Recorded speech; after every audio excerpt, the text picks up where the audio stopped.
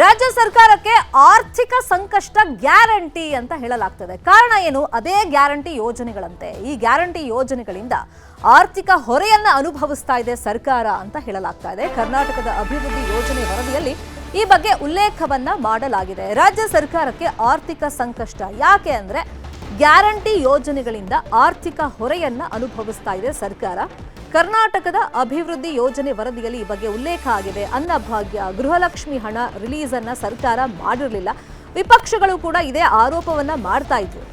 ಪ್ರತಿ ತಿಂಗಳು ಗೃಹಲಕ್ಷ್ಮಿ ಯೋಜನೆಯಲ್ಲಿ ಬೇಕಾಗುತ್ತೆ ಸರ್ಕಾರಕ್ಕೆ ಹಣ 2,500 ಕೋಟಿಯಷ್ಟು. ಇನ್ನು ಅನ್ನಭಾಗ್ಯ ಯೋಜನೆಗೆ ನೀಡುವಂತಹ ಹಣ ಕೂಡ ವಿಳಂಬ ಆಗಿದೆ. ಇನ್ನು ಅದಕ್ಕೆ ಹೆಚ್ಚುವರಿಯಾಗಿ ನಾವು ಅಕ್ಕಿನೇ ಕೊಡ್ತೀವಿ 5 kg, ಹಣ ಕೊಡೋದಿಲ್ಲ ಅನ್ನಭಾಗ್ಯದ ಅಡಿಯಲ್ಲಿ ಅಂತ ಮೊನ್ನೆ ಮುನಿಯಪ್ಪ ಅವರು ಘೋಷಣೆ ಮಾಡಿದ್ರು. ಇನ್ನು ಬಜೆಟ್ನಲ್ಲಿ ಘೋಷಣೆ ಮಾಡಿದ್ದೊಂದು ಕೊಟ್ಟಿದ್ದೊಂದು, ಎಲ್ಲ ಇಲಾಖೆಗಳಿಗೆ ಕೋಟಿಗಟ್ಟಲೆ ಅನುದಾನದ ಕೊರತೆ ಎದ್ದು ಕಾಣ್ತಾ ಇದೆ.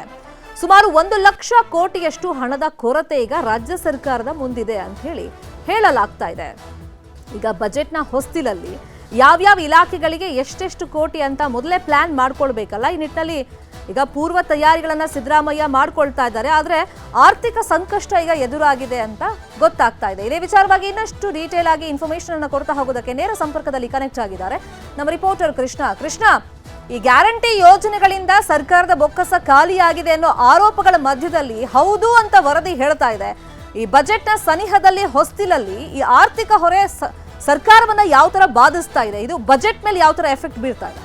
ಶರ್ಮಿತಾ, ಮುಖ್ಯಮಂತ್ರಿ ಸಿದ್ದರಾಮಯ್ಯ ಮತ್ತು ಡಿಸಿಎಂ ಡಿ ಕೆ ಶಿವಕುಮಾರ್ಗೂ ಕೂಡ ಗೊತ್ತಿದೆ ಗ್ಯಾರಂಟಿಗಳಿಂದ ಎಷ್ಟು ಮಟ್ಟಿಗೆ ರಾಜ್ಯ ಸರ್ಕಾರ ಮತ್ತು ಆರ್ಥಿಕ ಹಣಕಾಸಿನ ಪರಿಸ್ಥಿತಿ ಹದಗೆಟ್ಟಿದೆ ಅನ್ನುವಂಥದ್ದು. ಆದರೆ ಅನಿವಾರ್ಯವಾಗಿ ತಾವು ಕೊಟ್ಟಂತ ಗ್ಯಾರಂಟಿಗಳನ್ನ ಜನರಿಗೆ ಕೊಡಲೇಬೇಕು ಅನ್ನೋ ಒಂದು ಕಮಿಟ್ಮೆಂಟ್ಗೆ ಬಂದಿದ್ದಾರೆ. ಇಷ್ಟಾದರೂ ಕೂಡ ಮುಖ್ಯಮಂತ್ರಿಗಳು 16ನೇ ಹಣಕಾಸಿನ ಬಜೆಟ್ ಅನ್ನ ಮಂಡಿಸ್ತಾ ಇರುವಂತದ್ದು ಬಹಳ ಕುತೂಹಲಕ್ಕೆ ಎಡೆ ಮಾಡಿಕೊಂಡಿರುವಂತದ್ದು. ಈಗಾಗಲೇ ಕಳೆದ ಬಾರಿ 3.71 ಲಕ್ಷ ಕೋಟಿಯಷ್ಟು ಬಜೆಟ್ ಗಾತ್ರ ಇತ್ತು. ಈ ಬಾರಿ ಇನ್ನೂ ಕೂಡ ದೊಡ್ಡ ಮಟ್ಟದಲ್ಲಿ ಅದು ಏರುವಂತ ಸಾಧ್ಯತೆ ಕೂಡ ಇರುವಂತದ್ದು. ಈಗಾಗಲೇ ಗ್ಯಾರಂಟಿಗಳೆಲ್ಲ ಪ್ರಮುಖವಾಗಿ ಶಕ್ತಿ ಯೋಜನೆ ಆಗಿರ್ಬೋದು, ಗೃಹಲಕ್ಷ್ಮಿ ಯೋಜನೆ ಆಗಿರ್ಬೋದು, ಮತ್ತೆ ಏನು ಗೃಹ ಜ್ಯೋತಿ ಆಗಿರ್ಬೋದು, ಎಲ್ಲ ಯೋಜನೆಗಳಿಗೂ ಕೂಡ ದೊಡ್ಡ ಮಟ್ಟದ ಅಮೌಂಟ್ ಈಗಾಗಲೇ ವೆಚ್ಚ ಆಗ್ತಾ ಇರುವಂತದ್ದು. ಆ ಒಂದು ವೆಚ್ಚವನ್ನ ಹೇಗಾದ್ರೂ ಮಾಡಿ ಅದನ್ನ ಸರಿಪಡಿಸುವಂತ ನಿಟ್ಟಿನಲ್ಲಿ ಮುಖ್ಯಮಂತ್ರಿಗಳು ಒಂದಷ್ಟು ಬೇರೆ ಬೇರೆ ಟ್ಯಾಕ್ಸ್ ಹಾಕುವಂತದ್ದು ಮತ್ತೆ ಬೇರೆ ಬೇರೆ ನಿರ್ಧಾರವನ್ನ ಮಾಡಿದ್ರು ಕೂಡ ಅದು ಅಷ್ಟು ಮಟ್ಟಿಗೆ ಕಳೆದ 2 ಬಾರಿ ಮಾಡುವಂತ ನಿಟ್ಟಿನಲ್ಲಿ ಮುಖ್ಯಮಂತ್ರಿಗಳು ಕೂಡ ಮಾಡಿದ್ರು. ಆದ್ರೆ ಅಷ್ಟು ಮಟ್ಟಿಗೂ ಅದು ಕೂಡ ಬ್ಯಾಲೆನ್ಸ್ ಅನ್ನ ಆಗಿಲ್ಲ.